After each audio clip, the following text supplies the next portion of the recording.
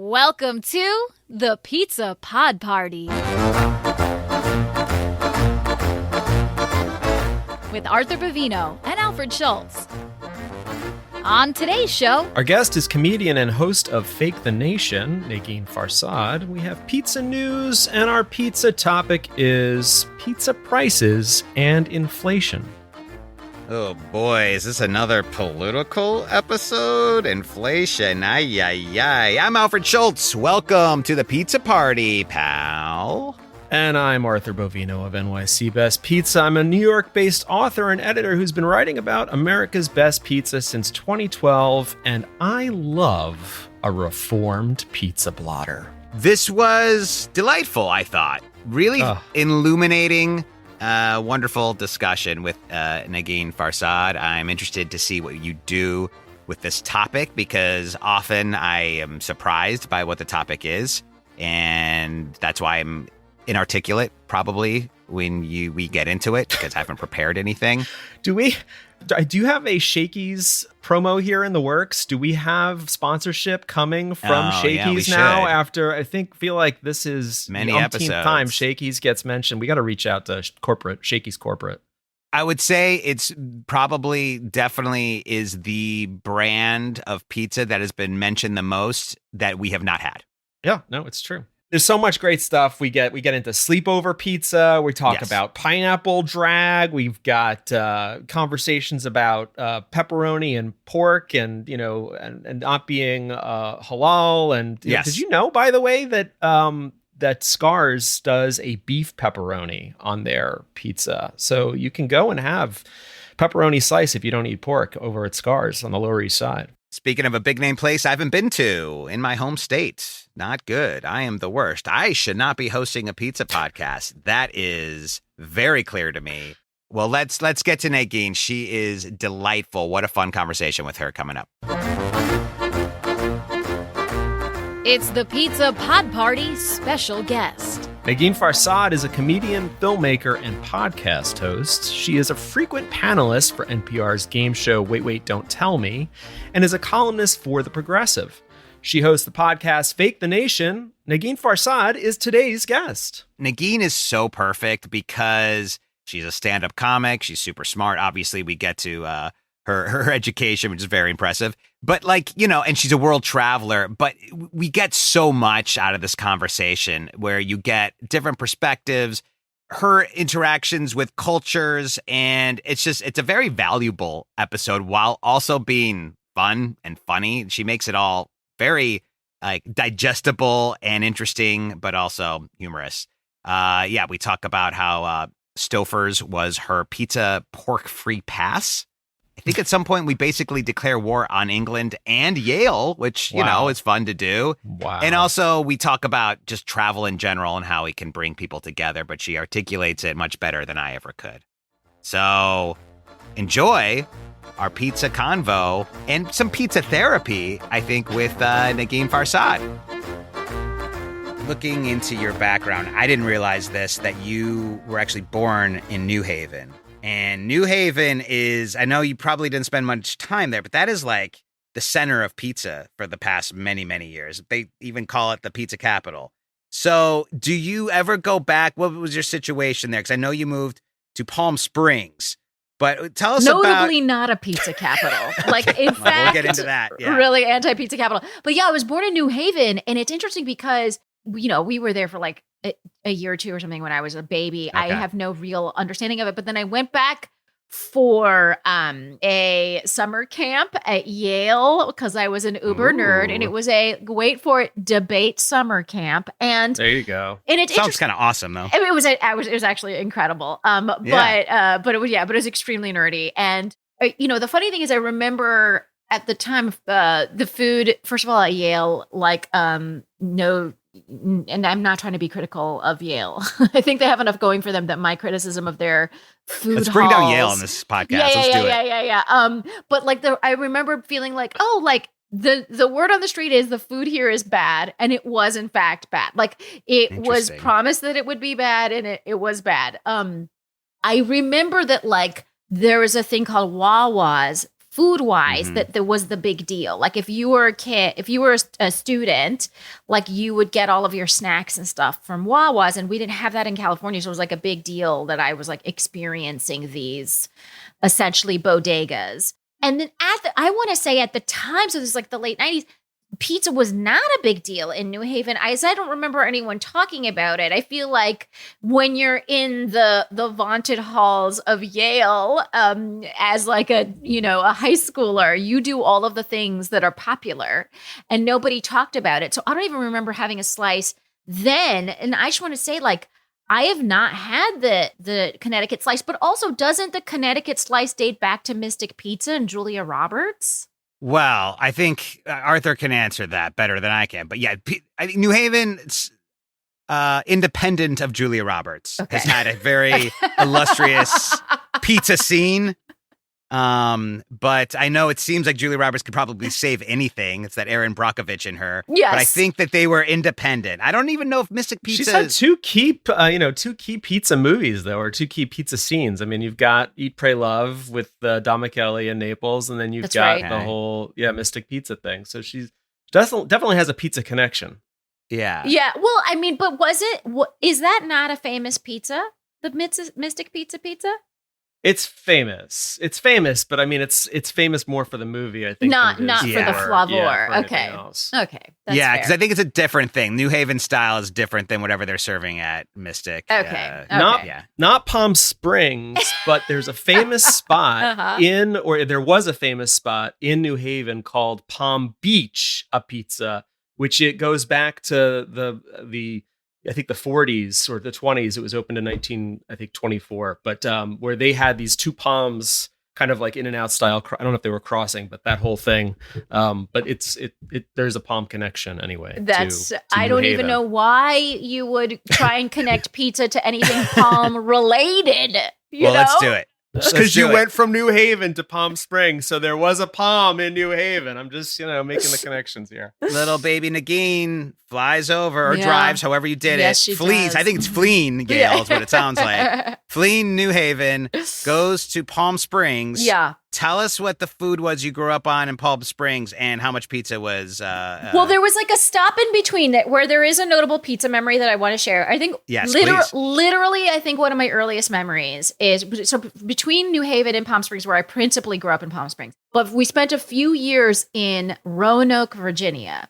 And again, I don't know what the pizza scene is in Roanoke or in Virginia writ large, but I will say one of my earliest memories is literally pizza related because I was like probably 4 or 5. This is the era of childhood neglect. You know what I mean? Raised by a television. And I remember getting on I can't believe it. My parents had a little toaster oven. And then my mom would buy the frozen Stouffer's French toast pizza. French bread pizza, right? Sorry. I can taste it right now. Yeah. Exactly. We all know this pizza. And I would like open the toaster oven, put it in. No one was afraid that I was going to burn myself, whatever. Anyways, I was just in charge of large, dangerous appliances by myself at like 4 years old. And I remember just like making myself this meal and loving it so much. And I think like loophole, like I'm Muslim, but they didn't realize that the pepperonis on there were like not, super kosher, if you will, not halal. Yeah. But yeah, so loophole, I got to have like some pepperoni. Otherwise, there was no pork in my life, but except for this one accident of them not realizing what pepperoni was about. Totally worth it for the Stouffer's frozen pizza. I mean, totally worth it. Absolutely. That's the only way to buy it. If you're going to blaspheme God, it's got to be through Stouffer's. I've been saying that for years. It applies in really odd places, too. All right. So, but like Palm Springs. Was there pizza? Like, I would imagine still, because like, you were roughly similar generations. So like, you had birthday parties, their birthday parties. I would imagine pizza was a part of it. Yes. I know Palm Springs, as we mentioned, probably isn't a hotbed of pizza like New Haven. But like, what do you remember? What were you having? Was it mainly chain Domino's or some weird chain we've never heard of? So there's a place called Shakey's. Is that? Yes. Do you know what that is? Is that a West Coast I didn't know thing? it. I think it's West Coast, but I think it's a little bit around the country. But was never familiar with it until we did the show, and people talked about growing up and going to Shakey's. Yeah, and is Shakey's still there? I think Shakey's might even still be there. I'm not sure. I think so. So I would say that Shakey's is probably like my earliest pizza like connection for like a live pizza, like an in-person non-frozen pizza event. Yeah. So Shakey's was a big deal. A lot of birthday parties at Shakey's. I remember like then of course there was like the sort of sleepover pizza was Pizza Hut and or Domino's. Like that kind of ended up being our main, pizza representation. Then there was also for sleepovers, there was a period of time, and I don't know if this was just me or if this like was a wave that swept the nation, but where you could find little Negin in Palm Springs running around the supermarket buying Boboli pizza crusts. Yes. Loading them up with a bunch of stuff, and we had fun like making them. It was like a whole thing that we used to do as kids. So what was your go-to topping situation with Boboli? We haven't talked a lot about that sleepover pizza or Boboli. Oh my God. Because I want to say sleepover pizza was like the most fun of the pizzas. Sure. But the Boboli was really fun because I think, I met this vaunted sort of pizza maker. He has a really popular shop in New Jersey, and I'm blanking on the name. You probably know exactly. Yeah, maybe that's what it was. Dan Richer? Yeah, and he I did a little class with him on pizza making. Nice. And it was really interesting because just the classic pizza that's, taught in schools is that you don't put a shit ton of cheese. But when you're like a 9-year-old, what you want is that you want basically a block of cheese with an afterthought of crust. And that's what we were doing. I mean, we were just loading this thing with so much cheese. And then we would do, I know this is controversial, but I continue to remain a pineapple person. I know that for some people that's really controversial. Super. And it's as if I'm saying that I'm QAnon. Anyway, but I am, which we'll get to. You are, and we'll get to that a little later in the podcast. I am a pineapple person, and so I used to love putting the pepperoni, which again loophole pork product. And then with the pineapple on the pizza, and then friends of mine. I mean, there used to be some fans of the sort of ground beef, little ground beef fans in there. Some no, but I think with kids, it's I remember there was a moment where someone crushed up some crackers. I mean, it wasn't fantastic, but you know what I mean? We would get creative. So breadcrumbs, on pizza. I could see that. You could see breadcrumbs in a lot of Italian dishes. This was Ritz crackers. Ritz crackers. Oof, yeah, which feels a little like we were heretics, heathen, but yeah.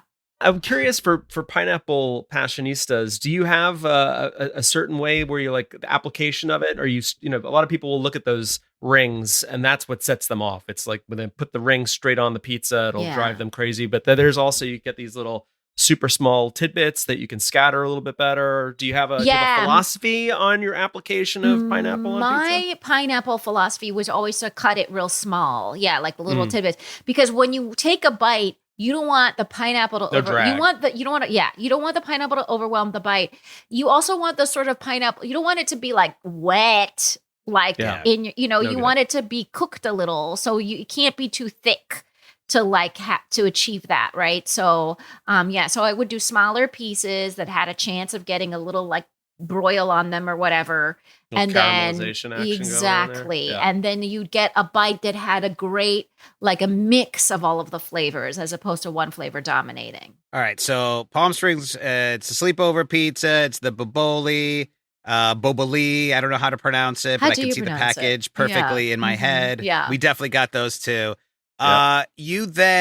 You go to college, right? At Columbia, if I'm not mistaken. I went to Cornell for undergrad. All right, well then, to that question, DP Dough. Did you do DP Dough in Ithaca, New York? If I did, it's not something I remember because there was a place called the Nines in Ithaca. Yes. Great and place. they were, which was a great place. Yeah, great and pizza. it's funny because to me that was very fancy. Yes, it was. It's like a sit down. You go there with your parents, I would imagine, if they're visiting. Yeah, or if you're a senior. You and your friends are like, oh, who cares? Let's just go waste an extra few dollars and sit down at the Nines. It was like very exciting. And that's kind of like the pizza that dominated my idea of pizza at Cornell. And the thing about Cornell, which was interesting, unlike Yale, again, I'm just really throwing Yale under the bus for some reason today. But Cornell, unlike Yale, had very good food. Nice. Because it's affiliated. There's like 5 or 6 schools at Cornell, and one of them is the hotel school, and it has like a huge culinary thing. And so because of the hotel school, they actually know what they're doing, just like cooking wise, and they are able to do it at such a large scale for the students there. And so we like notoriously we always had good food there. And so I feel like in general, it was, even a Cornell like dining hall pizza was not bad, Did you have because that's where I think the Stouffers came from originally, is it that Stouffer? Wait, really? That's my understanding, is that there was guy Bob Petrolos, I think is his name, and he was doing this for I don't know, decades or whatever. I think he passed away in 2000, but the Cornell is famous for having this pizza truck, and I think that's where my understanding is that's where it originated, but I could be wrong about that. Yeah, hot truck. I mean, it's funny because I don't think you realize, the where you sort of learn like drunk culture is in college, and like you get wasted at a party, you flirt with people that you shouldn't, and then at like 2 a.m. you're starving from all of that drinking and flirtation, and you go to the hot truck. And it's funny because looking back on it, I mean, it was cold, but we were just like standing outside eating pizzas as if it was like the tropics. But hot truck was huge. And I cannot believe that it was, that it provided like the basis for Stouffer's French bread pizza, because it makes sense. It's like, that is an iconic pizza that spread like wildfire, I think, around America. And like and hot truck was just like it was also a source of like mozzarella sticks, and like you're sort of like drunken fare. And it is like one of my fond memories of Cornell. So what did you find yourself in New York City then?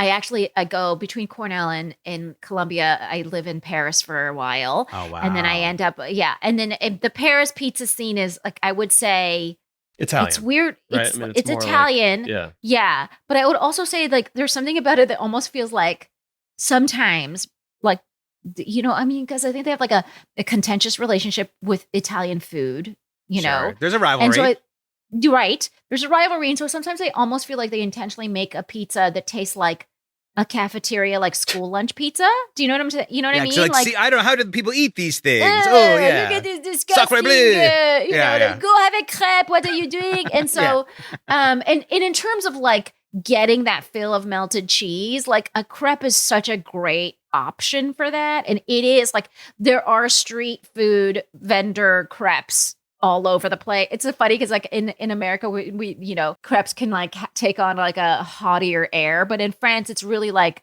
garbage people food. Like you're just walking down the street, you could get a crepe. And so I feel like that was my pizza, like in Paris. But then when I moved to New York is when I sort of discovered like, oh, there is a world of the slice. And like, I hadn't really had that because like hot truck it wasn't a physical location. It was a truck. It was like, it was just different. I remember one of my first memories of New York was like seeing it. Like I came to New York in high school just for like a field trip type thing. And I remember like being in a bus and just being like, Ray's Famous Pizza. That's where everybody has their pizza. It's just, and it's famous as per the sign, and I just really thought that would be the pizza. And then I also remember thinking that, and this would have, again, this has been the late 90s, like Sparrow's was everywhere in New York. And that's not something that is everywhere anymore. But like at the time, I remember it was right. Yeah. And I remember by the time I moved, all the malls and right. And because we took this one like bus ride where it's just like I saw, I had never seen as many storefronts next to each other. Like I didn't realize the structure of Manhattan was that it's a bunch of buildings like stuck next to each other. You know what I mean? Yeah. So when you see that for the first time, it's like very shocking. And then you're like, oh my God. And all of these buildings that are stuck next to each other, they each have a storefront. And it just felt like every 20th storefront was a Sparrow's. Like it just was a Sparrow's or it was a Ray's Famous. And it felt like very crazy to me. But by the time I moved back to New York, so this would have been then years later, the Sparrow's were sort of gone. It felt like we had done away with that trend. And there was still Ray's Famous. I think there's still Ray's Famous today. Yeah, right? But not as many. There is, but not as many. That. Yeah, they used to be everywhere. I'm glad you brought up Ray's. I was reading an obituary for Juliana's founder recently, and they met James Barron, the reporter for the Times, mentioned Ray's in there. Sorry, really long wind up here, but I feel like it's a cultural touchstone for a lot of New Yorkers. But I feel like if you ask a lot of people these days, or you're about Ray's or kids, like they have no idea what it is. Like it wouldn't even be on their radar. Is that something that do you feel like that's the case? I don't know. I mean, I think maybe what has maybe replaced that, or maybe this is always the dollar slice. I feel like and it's interesting because, I have a 6-year-old and I think she almost like prefers a dollar slice to like a legitimately good slice, because there's that period of your life where you're just an idiot. I'm still in that period. I like all of it. But I feel like, I think you're probably right that Ray's Famous does not, it had its, I don't know how long that was, but it probably, it must have been over 50s. A decade where people talked about that. I mean, and now I think then there's like the period of the dollar slice and now the sort of slice that everybody waits in line for. Yeah. The famous it's either like slice. Bottom of the barrel or super high end in a way. But you are a comic and, you've been a touring comic. Were there any stops when you were touring anywhere that you would look forward to food wise? Like, oh, I'm going to play, Seattle and I love the food in Seattle and that's going to be great. Or did you not even think in those terms? It was just sort of, you ate basically the same thing every time you went on tour or something like that. Well, I mean, it's interesting because I remember the first time I went on tour, I did so without regard to my health, and like I was like, I just sort of, and I was with a bunch of comics and like they would, in a lot of male comics and they would eat whatever, like garbage, like super garbage. And I did that for like, I remember doing that for like 5 days and then almost feeling like really just ill, and I was like, oh, I need salad. Like I need salads. I can't do this thing. And I think when you're a touring comic, it's actually really hard to make the time to find the food that is good about that town. Sure. And because every town has a place and it's good. But when you're on the road, and you're subjected to like a lot of like freeway stops, it's not the same. It's just you're not doing that. So it ends up being really disappointing. I think I have a better time doing like, when I'm on a one-off show, when I have a little bit of time, like I know there was, and if I have a local there that can take me, I end up like having some great meals. And again, it's like, I think as a touring comic too, I'm like searching for the healthy thing, which is so boring. But there was in Oklahoma City, okay, I performed there a couple times, and there is I wish I remember the name of this place, but there's a truck in Oklahoma City that does it's kind of like a double fried chicken honey situation. So they like fry the chicken and then they like put honey on it and then they do another process to that with honey on it. And it's like really remarkable. And I think you could probably Google those words and the truck will appear. I think it's extremely well known to locals. There's a line, around the block for this truck, especially on a, Friday, Saturday night. And that's one of the most memorable, one of those like little kind of finds that felt so special when I found it. Bobo's Chicken in Oklahoma City. Oh, Bobo's. I think it's Bobo's. Well, this isn't food related, but I know you are definitely, your podcast, it's, you're politically minded. You made documentaries. There's a lot going on, but you were also you've toured around the whole country. And I do have a sort of a question that's not food related. But now touring around the country, does that sometimes make you optimistic about the country, or does it make you pessimistic about the country? Yeah, I mean, it's interesting because, like, I wrote I have a column in Progressive Magazine, and one of the pieces I wrote recently was about part of the reason we may feel kind of culturally divided, politically divided right now is, I think, because people are not actually visiting the country we live in. And when you do, you are really, really buoyed by the experience, because everywhere I go, I end up talking to people who are just like wildly on a different political end of the spectrum than I am. And, I remember being in the mountains in Kentucky, in Hazard, Kentucky. There it is, Hazard, Kentucky. It's just like a 2-street little downtown. It's a really small place. And, this could easily be an economically depressed area of the country, but it's really quite beautiful. And there's like this little coffee shop there that provides the kind of elite coffee experience for the entire town. I think it's called Hazard Coffee. And, you go in there and you walk in, and I remember like going in there with a guy and his girlfriend and their dog, and the dog had a jacket on that was carrying the ammo for whatever activity they were going to do that I'm assuming was gun related. And I am, I don't know if you can tell, I am not like I'm like a no guns kind of gal. Just in general, I don't do anything with guns. I don't like guns. You are wearing all camo right now, so it's a little distracting. I'm not sure, like, I don't know. You're wearing a bandana. There's a lot going on here. For listeners, the joke there being my backdrop and my coloring could not be more indicative of like someone who believes in gun control. Like it's so obvious.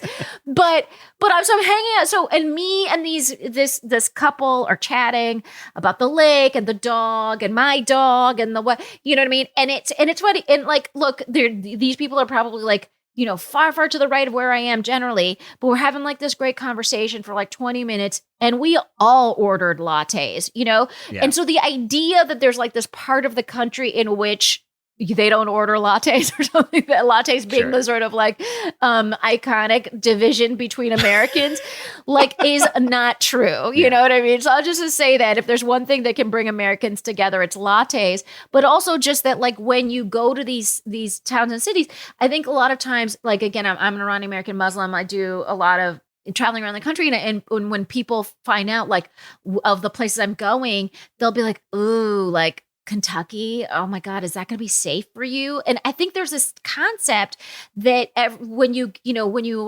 arrive at the airport in Kentucky, there's just bigotry greeters there to make your life miserable. And that's just, by the way, that's just like not what's happening. What's happening is when you get to these cities around the country, people are extremely welcoming, and you ask for restaurant recommendations, and they're so happy to tell you, right? Like that's what's happening in these cities, and we don't have an understanding of what's going on in outside of our bubbles, because we never travel outside of our bubbles. And so I'm like here as a comedian being like, what's great is like, go visit this country we live in. It's stunningly beautiful, and the people are super delightful, and there's great meals all over the place. And I think one of the things that we sort of forget is like what created just the cultural landscape of this country is a bunch of different ethnic groups. Yes. Coming together and making these weird little moments. And so I remember being in Toledo, Ohio for a show, and there's like some famous place where you have fried pickles. And they were like, we're going to take you to the place again. And I'm like, great, I've never had fried pickles. Let's do it. And so why did that develop? It developed because, I don't know, the Germans and the whoever's, and they came, and something about pickle, and they're like, what if we do this? So there's so many weird, interesting cultural moments that happen around the country that are based on immigration And we just like we sort of we stop remembering that. So I'm here to remind everybody there's cool shit out there, very delightful people. And look, some people are not delightful, but they're not going to, I'm going to say by and large, you're not going to run into them, right? Like they're in their bunkers, like counting their grain supplies or whatever those people do. You're not going to run into them at Hazard Coffee where you're getting your, where you're getting your delicious cold brew. Well, I think you perfectly encapsulated why traveling is so important, and going outside your comfort zone, even in your own country, because we have there's so much there, and that's almost a whole other podcast. But I love that. You mentioned your Iranian heritage. Is there any connection we can make to Iran and pizza? Is there any, did you grow up? Do you have relatives that have a recipe? When you visited, what is there any way we can connect the two? It's funny. Yeah. I remember, okay, so this is how they make pizza in Iran at homes. I mean, and you can actually, you can go and go and have pizza at a restaurant. You know what I mean? Yeah. And if you're a woman, you're covered at a restaurant, whatever. But it's an Islamic republic. Like the going out experience is a little different, but it's the same, but you're covered. But like also you're not saying anything against the regime out loud. Anyway, so in that sense, not like super comfortable, but I remember being at my aunt's house in Iran. So I'm like, I don't know how old I am in the story, maybe 10 or 11. And I really wanted pizza. Like I'm an American, right? So you need to get like a pizza quota, like a month. I still do. Or else you don't. Yeah, exactly. So or else you don't feel like normal. You know what I mean? And so I'm in Iran. We're there for like a long time. We're there for like, 4 or 6 weeks or something. And I was just like, can we make pizza? Can we make pizza? And they're not accustomed to making pizza, and they're not. And in the pizza sauce part, I think is what the Iranian. So they figured out like, my aunt figured out some sort of a dough. Again, was this the dough? I don't know, but she figured out some sort of dough. And I think what's interesting is whenever you say to an Iranian at that time, when you say to an Iranian in Iran, what's your sauce situation? They're like, yeah, tomato paste. So they like straight up just put tomato paste, which I think is like way more tart and intense than sauce. You know what I mean? And so, but I mean, I thought it was still delicious, but it was like an interesting, what do you think about tomato paste as the main substitute for regular sauce? Yeah, I mean that's a pretty thick, intense, tart, sweet flavor profile. But I mean, my understanding is that there's also a lot of cheese and there's more spices, I feel like, associated with pizza in Iran. And so, then maybe that kind of offsets that also, and you've got this accent. And so I could see how it would be good. And I would say that the cheese wasn't like stretchy mozzarella, because I don't think they necessarily, at least at that time, there's probably literally like 1988 or something, 90 or whatever. I don't think they had like the stretchy mozzarella. So they were sort of making do. At that time, there wasn't like, going into an aisle of there's 100 types of cheese. Like that. Was it paste though, or was it ketchup? Because I mean, I remember when I grew up overseas in the 80s, and I'm convinced that they were using ketchup as the tomato sauce profile there in Hong Kong when I was growing up. I want to say, because tomato paste is just a staple in Persian homes, they use it a lot. Yeah. I'm gonna say it was probably paste.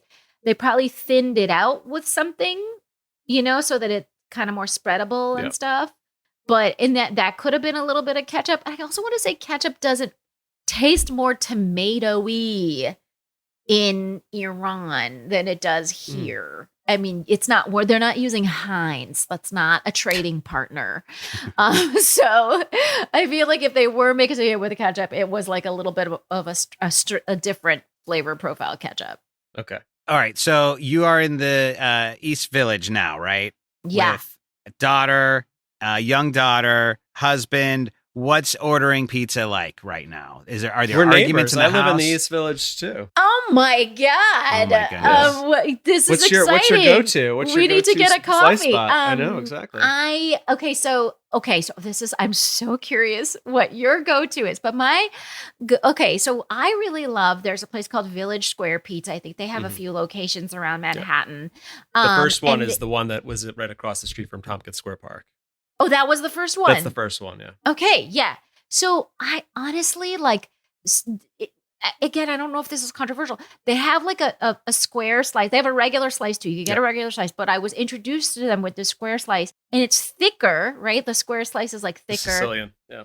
Yeah, the Sicilian, but it's also like they put the pepperonis on there that curl up, whatever those are called. Yeah. And those are otherworldly.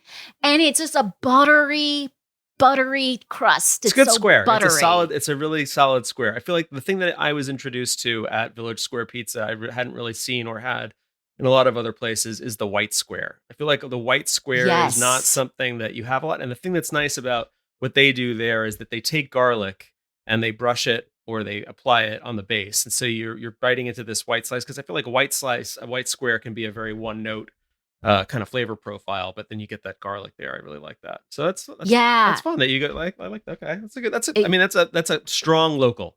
It's a strong local. And there's another one in the Lower East Side called Zazzy's. Yep. Which is almost like the opposite of what I'm talking about, because the crust is quite thin. Yep. And I just feel like they just do such a satisfying. I mean, that's a family favorite as well. Okay. Zazzy's. With the Village Square Pizza, that seemed like not great for a 5-year-old kid. Like, that seems like, knowing my kids like that, I don't know if they would have loved a Sicilian like that, but I don't know. Maybe you have very sophisticated palates in your house. Well, I don't know. I mean, I think she's okay. She's okay with it. But she also, like, honestly, there's like, I don't want to besmirch any reputations here, but there's like I want to say shitty pizza place around the corner from me. And she like loves that slice, which I would never eat that slice. Yeah. It's the slice I buy for her, like, because it's just easier. That's what I've gone through with my son also. He's like, he goes through a progression of these places where after school activities, we hit a couple of, like, whether it's, I don't need to trash on places, but yeah. Can I also, I would like to point out the role of Two Boots in my life. Because again, I feel like Two Boots is a controversial slice. My husband doesn't like Two Boots. For me, Two Boots, what they do is they put a little cornmeal on the crust, right? Is that what they do? Yep. And I find that additional cornmeal flavor like so great. I love that. And they also have like, do you not like that? No, it's funny because I feel like I've gone through this journey also myself. Like, I did not like Two Boots. I just did not like Two Boots. And then it's literally on the corner from my son's school. And so, after school, we would go and get slices there because he wanted a slice. And I found myself, like, slowly over time, like, now all of a sudden I'm like enjoying the slice and I'm looking forward to going there. And I'm like, what happened to me? Like, my whole taste profile situation has changed, but it's got that really great salt like situation and the meld of the cheese and the sauce around the tongue and with the cornmeal. Initially, I'm like, oh, as a purist, like, you're not supposed to use cornmeal and whatever else, and the grit, but it's actually like, I kind of dig that texture and the flavor profile now as I've gone. The thing that my son loves right now is Iggy's. And it's a very solid slice. Iggy's on 2nd Avenue. I've not had that slice. Okay. I gotta try it. I'm there at least once a week, if not twice. So, Negin, I've lived in the New York metropolitan area for almost 2 decades now, and I did not know why it was called Two Boots until relatively recently. Do you know why it's called Two Boots? No, I actually have no idea. And apparently some people, this is just obvious. No, wait. Yeah, I think I do know. Is it Think it through. Is it Louisiana and Italy? There you go. Yes. Okay. I didn't know that, and I felt really embarrassed when I found out about that. No, I actually just realized that. That makes sense. I've never thought about the name. I've just like completely taken it for granted forever. But yeah. No, but it makes sense. Well, they do. I mean, they'll throw like shrimp on a pizza or whatever. Exactly. Which, by the way, oh my God, guys, the biggest connection of me and pizza, I completely forgot to mention. This is huge for me. Yeah. I lived in London for a minute, and when I was in London, I had a job. Like, I had a bunch of jobs. To try and make ends meet. I got this work visa, and I was like, trying to pay the rent or whatever. And I was like I was a cashier. I was organized a barista. crime. Yeah. Organized crime. And it's funny because they really loved me as a barista because they were trying to popularize. This was like mid 2000s or whatever. They're really trying to popularize coffee in England. Okay. And I would come in as like, I came in as an American with barista experience, and they were like, "Oh my God, you're the holy grail. Like, teach us how to do this." And I was like, "That's so funny that an American with barista experience is like more valuable to them than an Italian." But because we had just really So done coffee exotic. culture in America, so they were so into it. They loved my accent. Doesn't matter.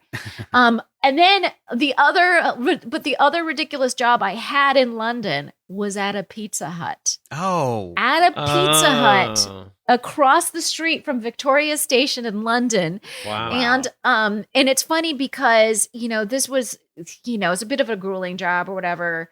And of course they don't tip, and this was like a sit down Pizza Hut restaurant. And then the thing that I found the most just upsetting about the British people was their propensity. This is, again, Yale and all of the UK are going down in this podcast, okay?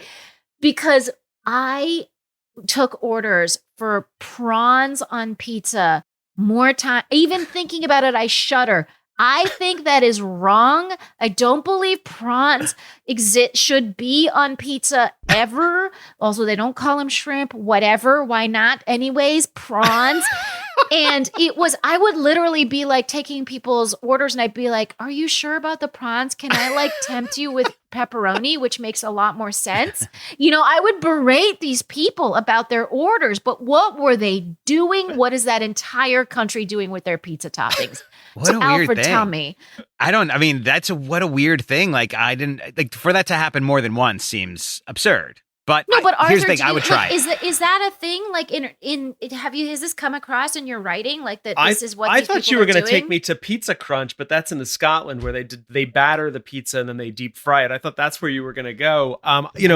You're gonna hate me for saying this, but I will say that in New Haven at Frank Pepe, I had a long time ago a shrimp tomato pie, and maybe it sounds to some people like it's not going to be good, but it was one of the best pizzas that I remember having in New Haven. It was just they were almost like popcorn. Good. It was good. It was good. But I mean, I can't speak to the whole of the British Islands situation. But Alfred, are you ordering shrimp on your pizza? I am not. I would try it. And if like someone told me like that, this place is known for that, I'm not going out certainly for try. pizza with shrimp. But I think the problem Arthur, is it's too late. You dug your hole. Yeah, okay. I gotta live in it. It's pretty absurd. Arthur. Well, here I'm gonna double down on this for a second. So recently I was looking through. There was a New York Times piece. They did like the 25 best slices or pizzas or whatever last year, and they pointed out that Joe and Pat's Aruba Rosa did calamari on pizza. Now that to me, I could do that. Fried calamari on top of the pizza. Italian. I don't know.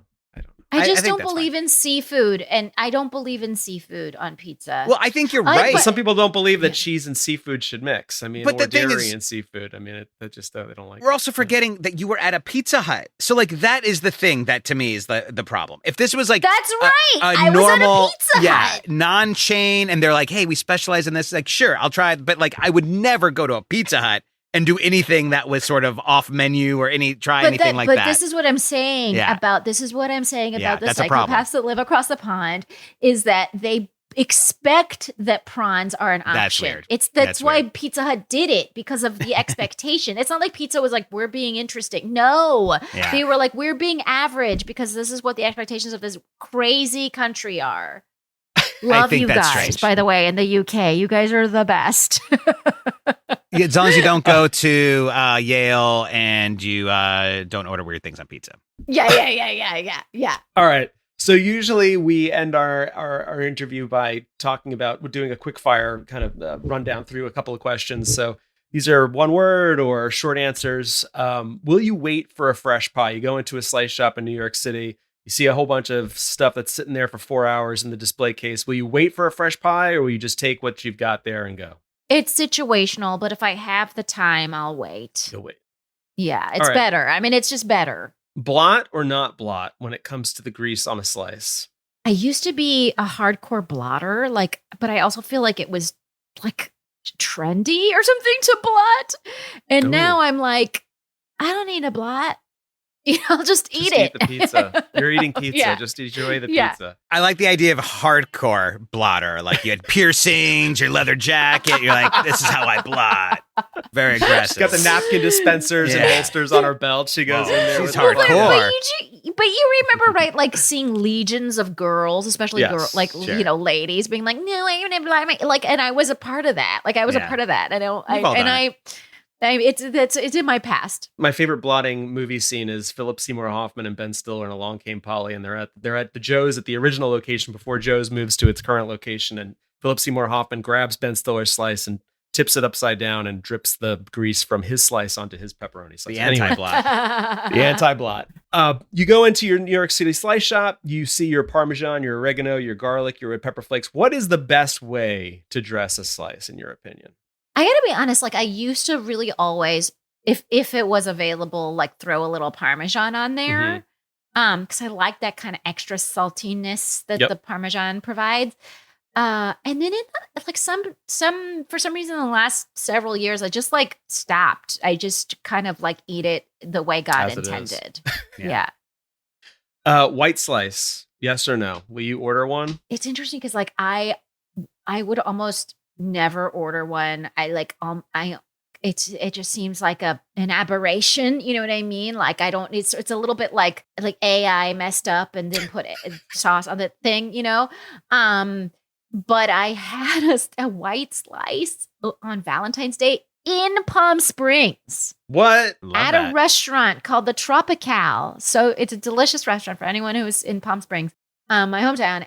And me and my husband were blown away by randomly this like appetizer thing that we ordered. Did you feel like you needed to have another, like a red slice with the white? Because I always feel like if I'm going to have the white slice, I always need to have two slices, and the other one needs to be like a plain cheese slice. With right. sauce. No, this thing was like, I don't know. There was the cheese had a lot of like moisture. I think they added, right, like some kind of moisture cheese, whatever that means. Is that what they do on a white slice? They add a moisture cheese. They do ricotta usually with mozzarella and olive oil. So it was like it felt just extremely luxurious. Like I almost was like, oh my God, this is so much more than one slice. Like it felt so like a lot of dense. It was packed densely. Is ranch okay on pizza? No. Definitive. That's wrong. That's wrong. Okay. Mm-hmm. Is there any way that you eat pizza alone that you wouldn't do with other people? It's kind of a weird question, but okay, I've done this before, and this is a little embarrassing, but I'm just gonna. Okay, this like is like truths are coming out. This is a really vulnerable moment. I need support. I have ordered. I've ordered pizza before, and I have taken that pizza and added. I'm Iranian. We eat a lot of feta. And I've added feta to my cheese, and I've thrown it back in the oven. This is embarrassing. I've thrown it back in the oven, a little broil, and then I've had that cheese. So how is that embarrassing? Because I don't know. That shouldn't be embarrassing. It feels like an extra crazy step. I don't know. I don't know. But it feels a little embarrassing. Do you have a favorite brand that you like? Yeah, usually I often do Président, the French brand of feta, but that's a slightly different one. We grew up with like the kind of Bulgarian version, which is like a smellier feta. Sometimes I have that as well, but like that's like a wetter, smellier feta. It's in water, The French ones don't come in water. There's an oil marinated feta that's super soft that I'm obsessed with. I can't remember the brand, but I could see it being really good this way. I'm going to have to try it next time I have a slice sitting around. Because some places will offer feta as a topping, but I wouldn't say it's very common. But it's really good if you guys want to get that extra kind of salty. I try it. Yeah. Sounds good. Yeah, that's really good. All right, so you like pineapple on pizza, but there are some people who hate pineapple on pizza, and everybody has a topping that they don't, or I think a lot of people have a topping that they don't like. Is there something that you really don't like on pizza besides shrimp? I mean, it's not that like I really don't like vegetables on pizza, but I just don't feel like now's not the time for vegetables. Is when I see a pizza, that's how I feel. That's correct. Is there anything about pizza that makes you mad? I don't like eating a slice that's like room temperature or something. Like I want it to be hot, and it makes me mad when a lot of, yeah. And I think it's really hard because you don't have a big window of time to get that done at the right, temperature. And so it's a tough one because it's like I can be mad a lot. I'm at a lot of birthday parties. Like there's a lot of like just a lot of room bad temperature pizza. slices of pizza. Yeah. Do you judge people who leave behind pizza bones? The crust. What do you mean crust? Yeah. Yes. I gotta be honest, sometimes I'm that guy. Yeah. You are. Okay. No, people I'm do so it. sorry. Yeah. I'm so sorry. Accept your apology, but it's a problem. But yeah. My husband is the like human vacuum cleaner Yeah. that takes care of it. But I know what I recognize that it's not great. Which is a problem too. If you're I'm the guy that eats it, and I'm like, why are you putting me in this position? I don't want to waste any pizza. Now I'm eating like double the pizza. Yeah, it's terrible. He feels like since we had a kid, because he already had to clean up like my plate, and now he also has to clean up her plate. So he just feels like he feels taken advantage of. Tortured existence. Oh, it's awful. Yeah. There should Yeah. be a statue of him, basically. How do you like to reheat a slice? Do you have a go-to method? I mean, if I'm being like great, it's the oven, right? Okay. But when I'm being garbage, it's the microwave. Okay. That's fine. That's fine. All right. My last one. Is pizza inherently funny? I mean, as a comedian, do you think that it has funny characteristics to it, or is it not really? I think the fact that the one thing that I've always found funny about pizza is that the term pizza party applies from basically 0 to 99 years old. Like it's like you could be like, be a financier at Goldman Sachs and there's still pizza parties, right? Like a pizza party is something that happens no matter what age, no matter what level of elite, where you are on the income ladder, like it doesn't matter. A pizza party is like happening to you. And I think that's really like a strange, just a funny phenomenon. It's a nice equalizer. It makes every human happy. Exactly. Well, Negin, thank you so much. I end it with basically perfect slice. What are you getting on it? Where is it from? Okay, like just right in this moment, I'm thinking of the Zazzies, like thin slice. It's very saucy. They do pretty good job of like adding a little bit more cheese than the like fancy places do. And then they have the curl up pepperonis on it. And I'm eating it like so hot. Okay. Well, great. Awesome. This was fantastic. You are a delight as always. And thank you so much for doing this. Hopefully you took something away from it. We took away that you despise British people and Yale, which, by the way, go for it. That seems fine to me. That seems fine. Thanks so much for having me. I feel like I didn't know my entire life I needed to have this pizza conversation, but like this, I feel like a weight has been lifted. Exactly. It's pizza therapy. Thanks so much again. This was awesome. Thank you. Thanks, guys. Attention, everyone, coast to coast, and all the ships at sea. It's time for pizza news. According to the Financial Post, H. Gregg and Pizza Salvatore have launched a pizza-flavored air freshener in celebration of Pizza Week. Originally an April Fool's idea, the used car company and Quebec-based Canadian pizza franchise known for its daring marketing strategies made this brainchild a reality after it spawned excitement on social media. Do you want a pizza air freshener in your car, Alfred? I feel like that's just, let's go pick up some pizza and have the boxes in the car, and there you go. Has the technology behind air fresheners gotten better in the past 35 years? Seems like that's something that you would think. No, it's just not. Let's talk about the Cinco de Mayo promos, Alfred. We've seen tacos on pizza a la Tony Baloney's, just fully topping a regular pie with tacos. This year I've seen two routes. Pizzas with Mexican themes, not so new, and pizza as taco. Trend Hunter reports that Mellow Mushrooms Taco Nirvana Pizza is topped with enchilada sauce and beef or chicken with mozz, green peppers, onions, tomatoes, cilantro, and ranch. And QSR reports that another would-be April Fool's promo, this one from Ann Pizza, the Zacco, Z-A''CO, is popping up at select locations in DC, Virginia, Maryland, and Pennsylvania. The April Fool's was just tacos filled with pepperoni, sauce, and mozz, but the new promo seems to be mini pizzas folded up like tacos. You mentioned ranch, and real quick, I've changed my thoughts about ranch as a topping because I was thinking it's okay to dip. My brother Jonathan sent me this photo of a pizza he was eating that was, I think it was chicken, bacon, and ranch, which I was like, yeah, I think I've ordered something like that. You order that randomly, and then you forget how delicious it is until the next time you order it. And I realized, you know what? Would never be a go-to, but it's delicious. It's delicious. It's really funny that you mentioned this because, I'm going to get into this in a little bit, but I do these crazy audits of pizza menus and while I'm doing research, and chicken bacon ranch slices are this sleeper slice that I really haven't had that many times, but they're always lots of menus in New York City. They're always good. No one talks about them. They're really good. I know. It's pretty crazy. Yeah, it's funny that you mentioned that because I've noticed it recently. This one hurts, Alfred. My Pie, one of Chicago's deep dish icons, an institution that's been making pizza since 1971, is closing its last spot. Its last day will be June 29th, Eater reports. Owner Rich Aronson, I talked with a couple of months ago. Great guy. Says the business has been challenging and he's kind of just getting old, he said. If you're in Chicago, time to stop by. And if not, time to order some My Pie on GoBelly before the doors shut. Today's topic is pizza prices and inflation.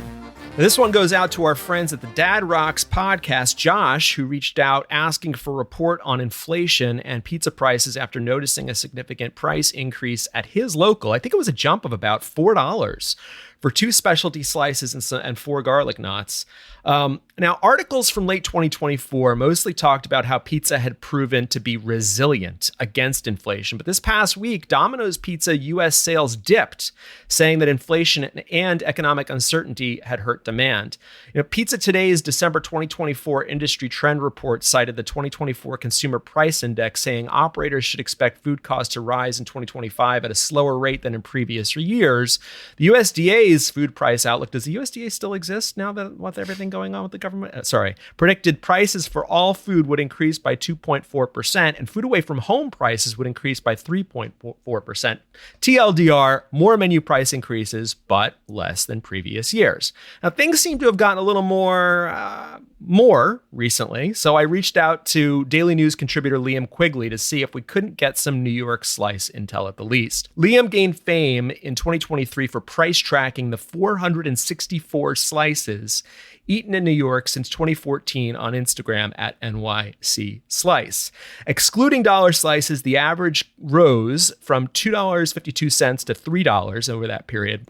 Now, high prices didn't always mean good slices, and his state of the slice wasn't rosy. This is a quote. "The biggest thing I noticed is the decline in the amount of sauce," he wrote. "I'm sure this is a cost-saving measure, but the overall quality of your average slice has definitely suffered," end quote. Now, while Quigley didn't rank slices, Queens got top marks, the Bronx was runner-up, Manhattan and Brooklyn were tied. Reached in 2025 recently, his data was limited relative to prior years, but he wagered, this is a quote, "the average is around $3.50, up from $3.25 in 2023. He said there are still a lot of great slices for $2.25 and $3. But there you go. There's our inflation report, courtesy of Liam Quigley. You mentioned economic uncertainty and, this country's going through something right now. And I think here we go. Like times before, scholars, economists will just debate why this happened for years to come, right? Because, you never really know when you're in it. Why did this happen? It could be a few factors. I wonder. You know what I mean? I wonder why this happened. I don't know. It's beyond don't you wonder why this happened? Oh, boy. Tough times. So I do want to mention 2 things. One is kind of like not a correction necessarily, but an observation. One is, Mystic Pizza gets talked about in this episode as a relation to New Haven. And this isn't like a haha or a gotcha. The distance between these two, Mystic and New Haven, is pretty significant. I mean, this is like, it's like 50 miles wide. Well, But you mean like culturally? 50 miles. It's Okay. it's like 50 miles. I mean, it's 50 miles away. It's not like you're just like in New It's a small Haven and you state, just pop over to. I mean, you could drive an hour to Mystic, but it's not like they're right next to each other. So I just want to clarify that because in case somebody's like, "Oh, Arthur, you didn't know that they're not like whatever. Why didn't you say something?" I'm like, "Okay, well, I don't think anyone talks like that who would be criticizing the show. I don't know. I get some text messages sometimes. Anyway, so I also want to note because I am crazy like this. Negin mentions shrimp and prawns on pizza, and she's talking specifically about the UK. And I had done a UK pizza chain menu audit not long ago, and I know, yes, I know, I'm sick in the head. It's true. So I'm not saying it's more prevalent at smaller spots or that I didn't miss any chains, but I reviewed 8 prominent chains: Domino's, Papa John's, Pizza Hut, ZZ, Bella Italia, Fire Away, NKD Pizza, and Pizza Express when I did this.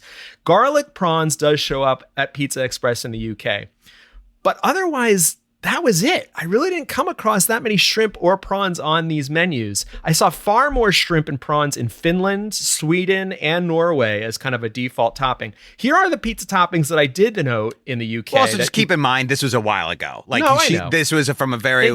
Things change, and this is not a correction. It's especially an observation pizza culture because I changed went a back lot, and I because I was curious to take a look to see what's going on these days. These are some of the toppings that I thought were more noteworthy than the presence or lack of shrimp or prawns on pizza: tandoori chicken, tuna, hot dog slices, sweet corn, sliced gherkin, burger sauce, jackfruit pepperoni, peri-peri chicken. Burger sauce? Is that ketchup? I'm sure that's, like In-N-Out kind of, oh, come on, whatever. Frank's hot sauce, ranch drizzle, pea shoots, spicy harissa, mascarpone, smoked chili jam. I saw tomato, garlic, and pesto and barbecue as bases in place of tomato sauce. Crispy onions. You get those. You ever get crispy onions on your hot dog in New York? I think that's like atrocious. I don't like that. I'm a purist, man, when it comes to I don't know. Falafel, corn mince, sriracha, yogurt, mint drizzle, coriander, slow-cooked beef brisket. Alfred, I'm almost done. Smoked chili chicken, Cajun spice chicken. I think you got to go over to the UK because they got all these chicken pies over there. Sultanas, spicy tomato harissa, sweet and smoky barbecue sauce, chili oil, garlic oil, smoky chili, and that rounds it out. So I think, every food ever created, I think. No, but those are not. But I feel like you go to the chains in the States or you go to pizza place, like a lot of those things are not. You don't see them as recurring toppings. And I just think it's interesting. We talk a lot about the international pizza toppings in the news segment of the show and trend spotting and whatnot. And it's just always interesting to me what we don't have or what we don't see as frequently. Well, a lot of information in this episode, a lot of fun. I'd like to thank Negin Farsad for joining us. She is hilarious. Please follow her on the social media garbage, but also listen to her podcast, download all of those episodes. Fake the Nation is her podcast, her column at The Progressive. She's awesome. Been a fan of hers for a long time. So thank you so much for listening. Please follow us and do all that same stuff on our social media garbage. These guests have been great. Alfred, you've done a great job. The amount of times we've been laughing on it through these interviews has just been, it's a joy. Follow us on all the socials. He's Alfred Schultz. There's no T in Schultz. I'm Arthur Bovino at NYC Best Pizza. Follow the show at Pizza Pod Party. Follow Negin on Instagram and Blue Sky at Negin Farsad. And remember, a great pie is one you're already thinking about having again before you finish the first slice. Ciao. The Pizza Pod Party. Please rate and review the podcast. The Pizza Pod Party is hosted by Arthur Bovino and Alfred Schultz. Produced by Arthur Bovino and Alfred Schultz. Created by Arthur Bovino and Alfred Schultz. Researched by Arthur Bovino. Engineered, edited, and mixed by Alfred Schultz. Voiced by the fabulous Holly Palmieri.